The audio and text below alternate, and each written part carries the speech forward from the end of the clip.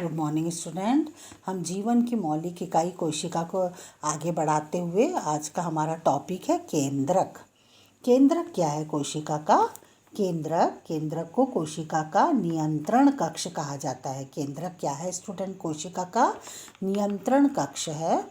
कोशिका भित्ति पादप कोशिकाओं के एक अनूठी विषय केंद्रक रॉबर्ट ब्राउन ने सन 1831 में कोशिका के मध्य में जिस संरचना को देखा उसे न्यूक्लियस नाम दिया।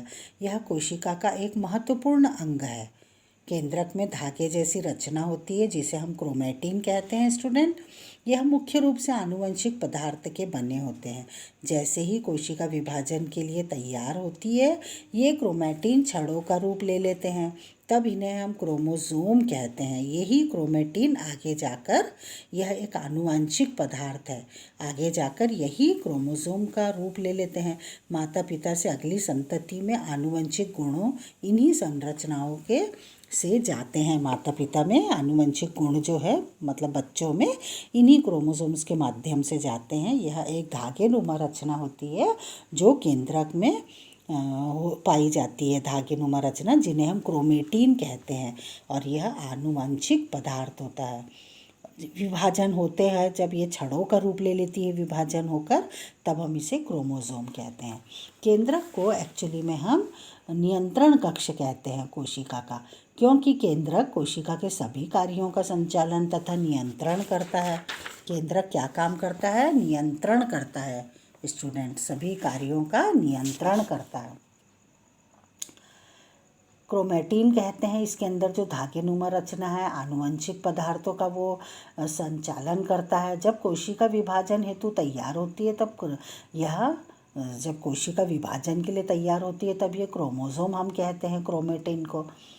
केंद्रक के कार्य क्या होगा? कोशिका के उपापचय कार्यों का नियंत्रण करता है, आनुवंशिक गुणों को एक पीढ़ी से दूसरी पीढ़ी तक पहुंचाता है, कोशिका चक्र का नियंत्रण करता है, केंद्रक में आरएनए का भी संश्लेषण करता है। तो इस प्रकार केंद्रक हमारे शरीर में पाई जाती है और केंद्रक का इस तरह से हमारे शरीर में कार्य होता है। कोशिका जो होती है, केंद्रक जो होता है स्टूडेंट, मैं चित्र में आपको बताऊंगी। केंद्रक जो होता है वो इसमें होता है, यहाँ पाया जाता है। ये देखिए ये पादप कोशिका का केंद्रक है, यह पादप कोशिका का केंद्रक है और यह जंतु कोशिका का केंद्रक है। इस प्रकार ये दोनों, एक पादप कोशिका है और यह जंतु कोशिका है।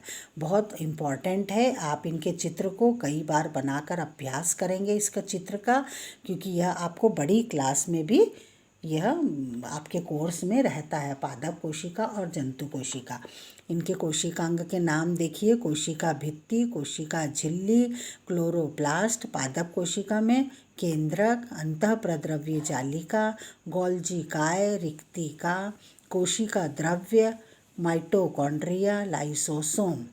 उसी तरह से जंतु कोशिका में कोशिका झिल्ली, अंतःप्रद्रव्य जालिका, केंद्रक, गोल्जी काय, रिक्तिका, कोशिका द्रव्य, माइटोकॉन्ड्रिया और लाइसोसोम पादप कोशिका है स्टूडेंट और यह जंतु कोशिका है।